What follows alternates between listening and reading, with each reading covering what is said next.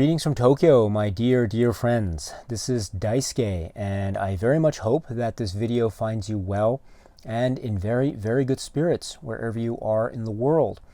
And today it is now where I am, August 22nd, 2020. And I wanted to take this opportunity in a video, if you don't mind, to share with you some thoughts and comments that I had with regard to a particular article that was published in the New York Times on August 20th, 2020, which is by Kyle Buchanan and Reggie Wu. It is called How the Criterion Collection Crops Out African American Directors. And the article indicates that the Criterion Collection includes 1,034 feature films, and it's, I think, making reference to the physical media catalog, the DVDs and Blu-rays. And it goes on to say, for example, that this is a very prestigious lineup. The work of 461 directors from more than 40 countries is represented here, according to the article. And then it says, only 4 directors are African American. And then it goes on, the prestigious line is coveted by cinephiles and taught in film schools. The company's president blames his, quote, blind spots for largely shutting out Black Americans. And then the article goes on. I will leave a link to the article in the description box below in case you're interested. I don't want to go over in detail exactly everything that's being said in the article, but I have read it a number of times, and so I just wanted to share with you some thoughts that I have about it. And I should say also that, my thoughts are from the perspective, of course, of being someone who doesn't work for Criterion. I've never worked for Criterion. I don't think I ever will work for Criterion. I don't have any direct line of communication with anyone who currently works in Criterion. I've never received anything from Criterion. I don't get any Blu-ray copies or anything like that from Criterion or anything like that.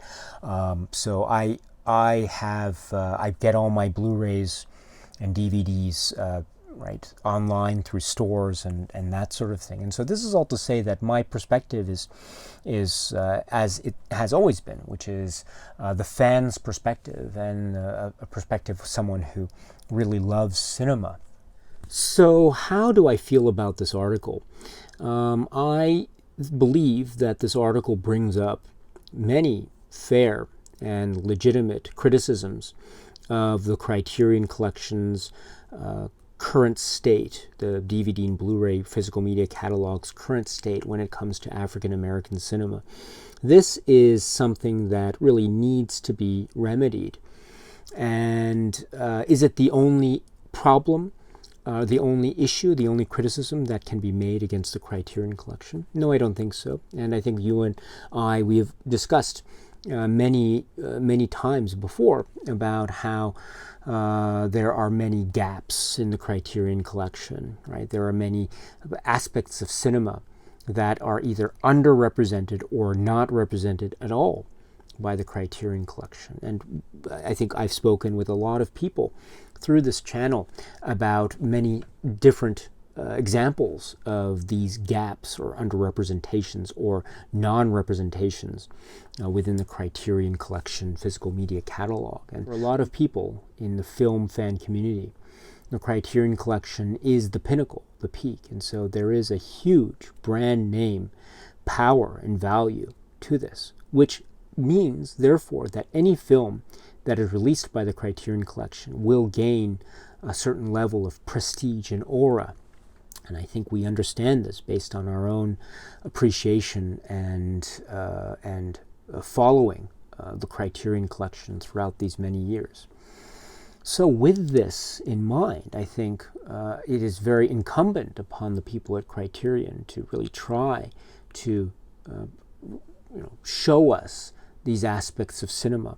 And I don't think that Criterion has been totally bereft in this department. I think we've seen a lot of great examples of Criterion really doing its best or trying to represent aspects of cinema that right, for me personally, maybe are a little bit difficult to access otherwise. And so I really admire that sort of effort, right? Now, are these alone enough, or could there be more? Of course there could be. Of course there could be. But we do still see films. The World Cinema Project box sets come to mind almost immediately. Some of the Eclipse sets, I think, or most of the Eclipse sets on DVD come to mind almost immediately, and et cetera, et cetera. And so this is, I think, to say that the Criterion Collection is, I've been a fan of the Criterion Collection for many reasons. I think these have been some of the more prominent and important reasons for me, right? But at the same time, I do also acknowledge that there are many gaps still. There are many underrepresentations or non-representations in the Criterion Collection even now. And undeniably, one of those areas is African American cinema and African American directors. And so it is, I think, my hope that this will improve.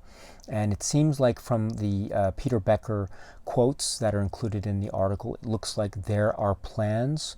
There are plans for more inclusion. Now, whether this is enough or not, we shall have to wait and see.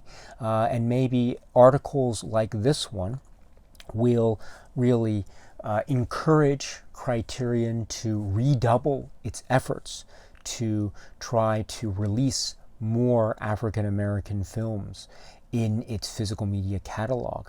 And I think, therefore, that if this is indeed the case, in other words, if we see a month from now, a couple months from now, a few months from now, the results of this really coming into fruition, namely, if we do indeed see Criterion releasing more films from African American directors and African American cinema, then I think that that is really excellent news. That's nothing but great news for those of us in the film fan community, right? Because it means that we can at least rely upon labels like Criterion to try to give us more variety and also access to great cinema, and at least the ability for us to watch films and then to explore them and to make up our own minds as to how we feel about them. And so I think it's a win-win, right? It's something that I hope that the Criterion Collection can do, and I hope it can succeed in doing in a way that is appropriate. And so I look forward to what this will bring to us in the coming months. And so we should keep a lookout for this when Criterion makes its announcements going forward. And we should really hopefully be optimistic. This is, of course, I think a very deep criticism of the Criterion Collection, but like with all criticisms, there are opportunities for improvement, and hopefully if Criterion can use this as an opportunity and turn it into an opportunity, then I think it will be very successful indeed.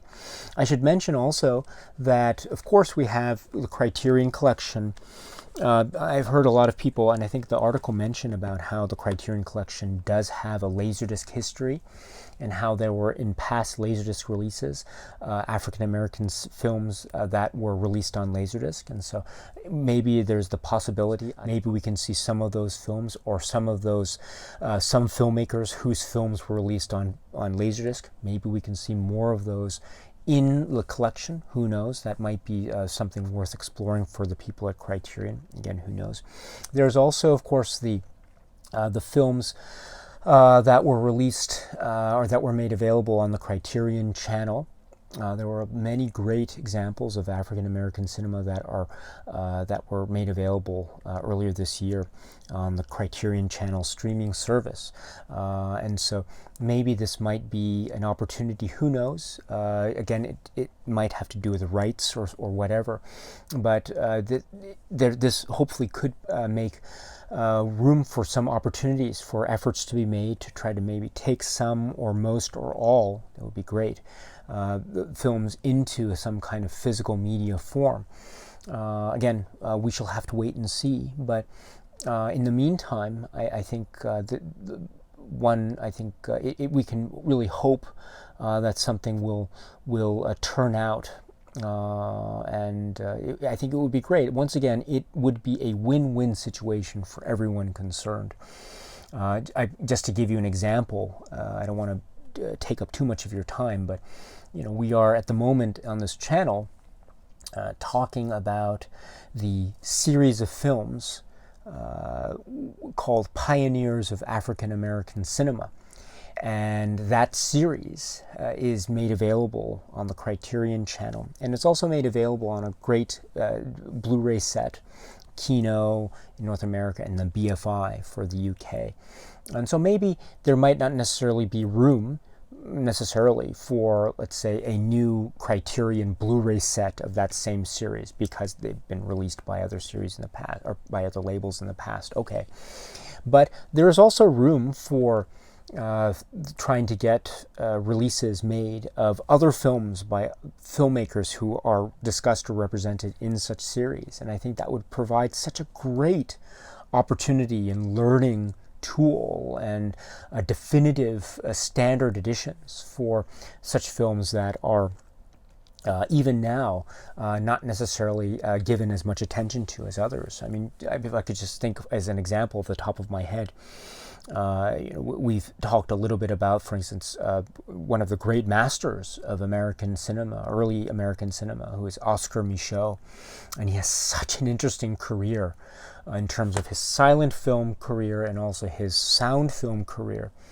And unfortunately, as of now, his silent films are not all of them exist, and only a few of them are surviving.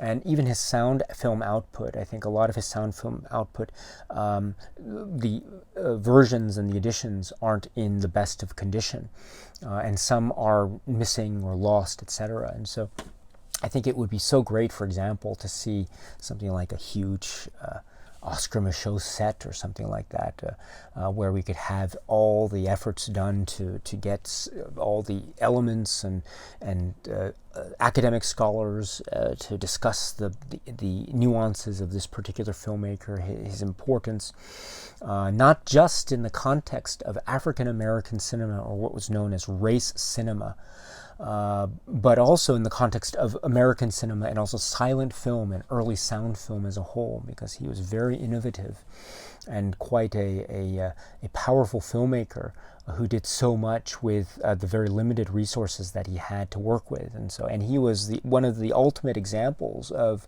the free spirit and independent filmmaker. He was an independent filmmaker par excellence. And really, it's just fascinating stuff. And I think that there could be so much that could be done with the life and times of Oscar Micheaux, for instance, in a box set. Again, I'm just saying this as an example of a real possibility of a kind of a real great. I mean, what am I saying, right? Box sets. There's something really powerful about having a box set or having a set of Blu-rays that are curated or something of that nature. Again, the Criterion channel, I think it's great. I support it 100%. Of course I do. Of course I do. But there is still something very special about having films released and curated by Criterion and curated by a team that knows these films, that are experts in these films, that really care about them and love them, and give them all the time and attention that they deserve. And they share with us their great knowledge and information about this. And I think that's one of the great strengths of labels like Criterion. And so if we could have more box sets like this, if we could have more individualized Blu-rays like this, I think everyone would be everyone would win out. It would be, again, a win-win situation. Now, once again, if they're made available on Blu-ray or if they're made available in box sets, etc., do we have to go and buy everything? No, we don't. We can choose what we want to get, what we don't want to get, right? Because it's our money, and we should spend it how we want to, because we are free to do so, right? But the whole point of this article, and the whole point, I think, of the fair criticisms that are being made here, is about having access and having a kind of representation that is respectful, and that is also appropriate for the kind of power and poetic cinema storytelling, and the real true value, real deep beneficial power that this aspect of cinema holds for everyone, for absolutely everyone. And so therefore, I am so hoping that this will turn into a great opportunity for everyone concerned, for the artists and for Criterion, and for us, people who are fans of Criterion and fans of cinema. Again, I say this with great affection and with real earnestness, that I think this poses a great opportunity. These are fair, legitimate, deep criticisms that need to be made. But if Criterion can turn this into an opportunity and really show us how much it really wants to preserve cinema, and how much it supports cinema, all aspects of it, then I think we all can win out, because that way also, right, we as film lovers can hopefully rely on Criterion and other labels like Criterion to provide us with opportunities for our own cinematic journeys, and our own learning, and our own educations, and our own being stimulated by art, and having it make us think and wonder and question, which is what all art should do. So I really believe that if Criterion can turn this opportunity, this situation into an opportunity, then we will all benefit greatly by this. So I hold out a lot of hope that this will indeed happen. I should say also, finally, as a sort of closing point, right, Criterion does have a huge brand name value. And like it or not, right, we all have our own opinions about what the Criterion Collection is. Some people really love the Criterion Collection, others maybe not so much, right? And that's fair, and that's a discussion that we will all have and will continue to have for many years to come. Okay, but regardless of where one might find oneself in that discussion or debate, I think it is still safe to say that a lot of people look at Criterion and see it as one of, if not the pinnacles of home media releases, of classic and contemporary cinema. And in that regard, films released by the Criterion Collection gain a lot of prestige and cachet, and there's a certain aura that is given, or that is created when a film is released with the Criterion label, right? I think we understand this.